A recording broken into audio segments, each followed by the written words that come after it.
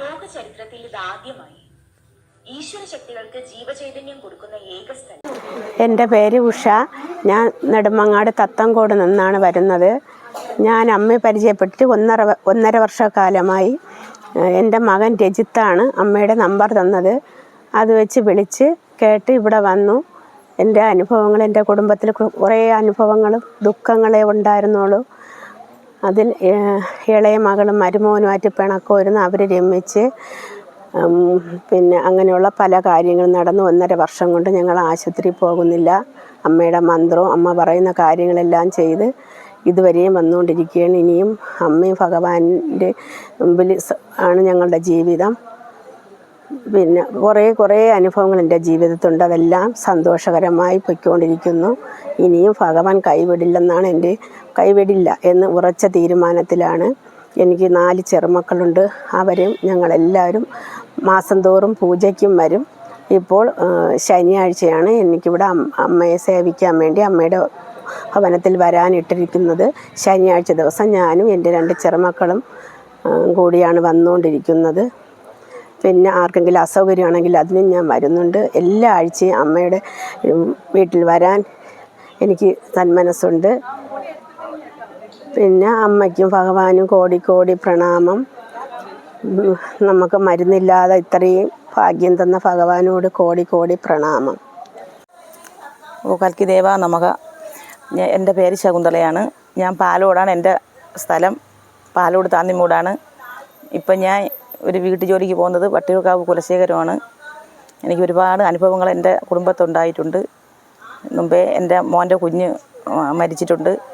അതിന് തലയ്ക്കൊരു ഓപ്പറേഷൻ കഴിഞ്ഞ് 3 ഓപ്പറേഷൻ കഴിഞ്ഞ് 2 വയസ്സിന് 1 മാസം ഉള്ളപ്പം കുഞ്ഞ് മരിക്കുന്നു. അത് കഴിഞ്ഞ് എൻ്റെ മോൻ മദ്യപാനമായി. അപ്പോഴൊന്നും എനിക്ക് അമ്മയെ ഒന്ന് കാണാൻ പറ്റിയില്ല, എന്നൊന്നും ഇത് അറിഞ്ഞിട്ടില്ല. അത് കഴിഞ്ഞിട്ട് മോൻ 2 വർഷം കുഞ്ഞ് മരിച്ച് 2 വർഷം കഴിഞ്ഞപ്പോൾ എൻ്റെ മോൻ ആത്മഹത്യ ചെയ്ത് മദ്യപാനമായി. അവൻ വീടും ഒന്നും ശ്രദ്ധിക്കാതെ വന്ന് കൂട്ടുകെട്ടുകയായി. മദ്യം കഴിച്ച് അവശതയായി. പിന്നെ അവന് ജീവിതം എന്തെന്ന് അറിഞ്ഞുകൂടാതെ മൂത്തൊരു കുഞ്ഞുണ്ട്, മരുമോളുണ്ട്. എന്നിട്ട് അവൻ ഒരു ക്രിസ്മസ് 24-ാം തീയതി ആയപ്പോൾ എൻ്റെ മോൻ ആത്മഹത്യ ചെയ്ത്. ഞാൻ ജോലി സ്ഥലത്ത് കൊല്ലത്ത് നിൽക്കുകയായിരുന്നു. അപ്പോൾ അത് കഴിഞ്ഞിട്ട് പിന്നെ 2-3 മാസം കഴിഞ്ഞിട്ട് ഞാൻ പിന്നെയും ജോലിക്ക് ഇറങ്ങി. കുറേ ബാധ്യതകൾ വന്ന്. എന്നിട്ട് ഞാൻ വീട്ടിൽ ഇരുന്ന മാനസിക രോഗമായി മാറുമെന്നുള്ള ചിന്തിച്ച് എൻ്റെ ആൾക്കാരും എല്ലാവരും കൂടെ പറഞ്ഞ് ഞാൻ വീണ്ടും ജോലിക്ക് ഇറങ്ങി. അത് കഴിഞ്ഞ് മോൻ മരിച്ച് 10 മാസം ആയപ്പോഴത്തേക്ക് എൻ്റെ ഭർത്താവിന് സ്ട്രോക്ക് വന്ന് മെഡിക്കൽ കോളേജിൽ കൊണ്ടുപോയി. 41 ദിവസം അവിടെ ചികിത്സയിലായിരുന്നു. അത് കഴിഞ്ഞ് 41 അന്ന് 10 ദിവസം ICUലായിരുന്നു. അത് കഴിഞ്ഞ് എൻ്റെ ഭർത്താവും മരണപ്പെട്ട്. അപ്പോൾ 2 വർഷം കൊണ്ട് മോൻ്റെ കുഞ്ഞ് പോയി, മോൻ മരിച്ച്, എൻ്റെ ഭർത്താവ് മരണപ്പെട്ട്. വീണ്ടും 2 മാസം ഞാൻ ജോലിക്ക് ഇറങ്ങാതിരുന്ന് കടബാധ്യത കൂടി വന്ന്. പിന്നെ ഞാൻ ഭ്രാന്തെടുക്കുമെന്ന് കണ്ടപ്പോൾ ഞാൻ വീണ്ടും ഇറങ്ങി ജോലിക്ക് വന്ന്. ഒരു 6 മാസം ആയപ്പോഴത്തേക്ക് എൻ്റെ അനിയത്തിയുടെ മരുമകൻ രജിത്ത് നിമിത്തമാണ് ഞാൻ ഇവിടെ അമ്മയുടെ കാര്യങ്ങളെല്ലാം അറിഞ്ഞ്. അവർക്ക് പല അനുഭവങ്ങളും വന്നതിന് ശേഷം എൻ്റെ അനിയത്തി പറഞ്ഞു, ചേച്ചി ഇങ്ങനൊരു സ്ഥലമുണ്ട്, പൂജപുര, നള്ളത്ത് റോഡ് നരിക ഇതുണ്ട്, ഒരു പൂജ നടത്തി കാരണം ചേച്ചി എന്ന് പറഞ്ഞു. അങ്ങനെ ഞാൻ അത് അറിഞ്ഞുകൊണ്ട് അവർ വന്ന് ഒരു 3 മാസം ആയപ്പം തന്നെ ഞാനും ഇവിടെ അമ്മയുടെ അടുക്ക വന്നതിന് ശേഷം അമ്മ പറഞ്ഞതെല്ലാം അപ്പോഴൊന്നും എനിക്ക് മനസ്സിലായില്ലായിരുന്നു. പിന്നെ എനിക്ക് എൻ്റെ അനുഭവത്തിൽ കൂടെ അനിയത്തിയുടെ കുടുംബജീവിതം, മക്കളുടെ കുടുംബജീവിതം എല്ലാം കണ്ട് എനിക്ക് നല്ലതുപോലെ ബോധ്യപ്പെട്ട് ഞാൻ പിന്നെ അതിലോട്ടായി. മരുന്ന് BP-യുടെ ഗുളിക ഡെയിലി മുടങ്ങാതെ ഞാൻ 8 വർഷം കൊണ്ട് കഴിക്കുകയായിരുന്നു. കൊളസ്ട്രോളിൻ്റെ ഗുളിക 7 വർഷം കൊണ്ട് കഴിക്കുന്നു. മുട്ട് തേയ്മാനം എല്ലാം ഉണ്ട്. എന്നാലും ഞാൻ ജോലിക്ക് പോകും. എനിക്ക് ഒത്തിരി 8,85,000 രൂപ കടം എനിക്ക് ഉണ്ടായിരുന്നു. ഈ 3 മരണത്തിൻ്റെ ചിലവുകളും അല്ലാതെ മോനെ കല്യാണം കഴിപ്പിച്ചത്, അങ്ങനെ കുറച്ച് ബാധ്യതകൾ ഉണ്ടായിരുന്നു. ഇതെല്ലാം കൊണ്ടാണ് ഞാൻ വീട്ടു ജോലിക്ക് ഇറങ്ങിയത്. 2-3 വീട്ടിൽ ഞാൻ ജോലിക്ക് പോകുമായിരുന്നു. ഇവിടെ വന്നതിന് ശേഷം എനിക്ക് ആ മനസമാധാനം കുറച്ച് കിട്ടിയിട്ടുണ്ട്. അമ്മ എല്ലാം പറഞ്ഞു തന്ന് എല്ലാം അതേപടി ഞാൻ അനുസരിച്ച് ഞാൻ ഒരു 2 മാസത്തോളം എടുത്ത് അമ്മ പറയണതെല്ലാം എനിക്ക് അനുസരിക്കാൻ വേണ്ടി. അതെല്ലാം എനിക്ക് അനുഭവത്തിൽ കൂടെ എൻ്റെ അസുഖങ്ങൾ കുറഞ്ഞ് വന്നപ്പോഴത്തേക്ക് അമ്മ ഗുളിക നിർത്താൻ പറഞ്ഞ് ഞാൻ ഗുളിക നിർത്തി. BP-യുടെ ഗുളിക നിർത്തി, കൊളസ്ട്രോളിൻ്റെ ഗുളിക നിർത്തി, മുട്ടുവേദനയ്ക്കുള്ള ഗുളിക നിർത്തി.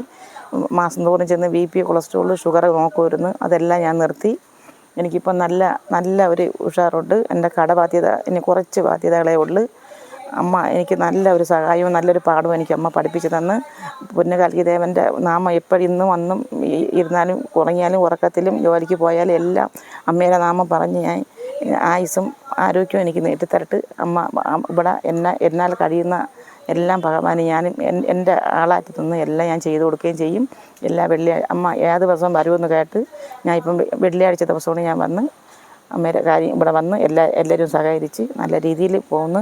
എനിക്ക് ഇനി ഇതുപോലെ തുടർന്ന് പോകാനുള്ള ആരോഗ്യവും ആയുസ്സും തരണേ എന്നേ മാത്രമേ എനിക്ക് പ്രാർത്ഥനയുള്ളൂ. ഭഗവാനെ ഓം ശ്രീ കൽക്കി ദേവി നമഃ. എൻ്റെ പേര് കല. ഞാൻ തോന്നയ്ക്കിൽ നിന്നാണ് വരുന്നത്. ഞാനൊരു ടീച്ചറാണ്. ഞാൻ വന്നിട്ട് ഏകദേശം 7 വർഷത്തോളമായി. അന്ന് മുതൽ ഇന്ന് വരെ ഞാൻ മുൻപേ യൂട്യൂബിൽ പറഞ്ഞിട്ടുണ്ട്, കാര്യങ്ങൾ വിശദമാക്കിയിട്ടുണ്ട്. ഞങ്ങളുടെ കുടുംബം എന്ന് പറയുന്നത് ഞാനും എൻ്റെ ഹസ്ബൻഡും 2 മക്കളുമാണ്. ഞാനും എൻ്റെ ഹസ്ബൻഡും പൂർണ്ണമായും ഇവിടെ വിശ്വസിച്ച് ഇവിടെ പറയുന്ന അമ്മ പറയുന്ന കാര്യങ്ങളെല്ലാം തന്നെ അനുസരിച്ച് മുന്നോട്ട് പോകുന്നതാണ്. അതിലൊരു പരാജയവും വന്നിട്ടില്ല. ഏത് കാര്യം എന്ത് ബുദ്ധിമുട്ട് വന്നാലും അത് ബുദ്ധിമുട്ട് മാത്രമല്ല, സന്തോഷം വന്നാലും ദുഃഖം വന്നാലും വിളിച്ച് അമ്മയോട് പറയുന്നതാണ്. അതിൽ ഒരു മാറ്റവും വന്നിട്ടില്ല. ഇന്നും എല്ലാ ആഗ്രഹങ്ങളും ഏതാഗ്രഹം സാധിക്കും എന്ന് ഉറച്ച വിശ്വാസമാണ്. ഇതിലപ്പുറം എങ്ങുമില്ല. ഇത് തന്നെയാണ് കൽക്കി ഭഗവാൻ. ഇത് തന്നെയാണ് ഏറ്റവും വലുത് എന്ന് വിശ്വസിക്കുന്ന ഒരു വ്യക്തിയാണ് ഞാൻ. പലരോടും പറഞ്ഞിട്ടുണ്ട്, പല ആൾക്കാരുടെയും ബന്ധുക്കളോടും സുഹൃത്തുക്കളോടും ഒക്കെ ഞാൻ പറഞ്ഞിട്ടുണ്ട്. ഇവിടുന്ന് തന്ന ബുക്ക് കാണിച്ച് അവർക്ക് വായിക്കാൻ കൊടുത്തിട്ടുണ്ട്, നോട്ടീസ് വായിക്കാൻ കൊടുത്തിട്ടുണ്ട്. പലരും വന്നിട്ടുണ്ട് ഇവിടെ. അതിൽ വളരെ കുറച്ച് പേരാണ് ഈ അനുസരണയോടെ വരുന്നത്. ജാതിയോ മതമോ വർഗമോ മനുഷ്യജന്മം അവർക്കല്ലേ തിരിച്ചറിയാൻ കഴിയുള്ളൂ. അതനുസരിച്ച് മുന്നോട്ട് വരണം. അനുസരണ എന്നുള്ളത് പ്രധാനമാണ്. സാധാരണ അനുസരണയല്ല.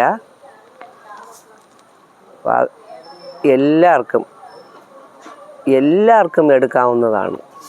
ഇവിടുത്തെ പ്രധാനപ്പെട്ട കാര്യം എന്തെങ്കിലും വന്നാൽ മന്ത്രം പറയും. ഓം ശ്രീ കൽക്കി ദേവി നമഃ എന്ന് 108 പ്രാവശ്യം പറയുമ്പോൾ തന്നെ നമുക്ക് എന്തെങ്കിലും അസ്വസ്ഥത ഉണ്ടെങ്കിൽ അത് മാറിക്കിട്ടും. 100% തീർച്ചയാണ്. എനിക്കതിൽ നല്ല വിശ്വാസമുണ്ട്.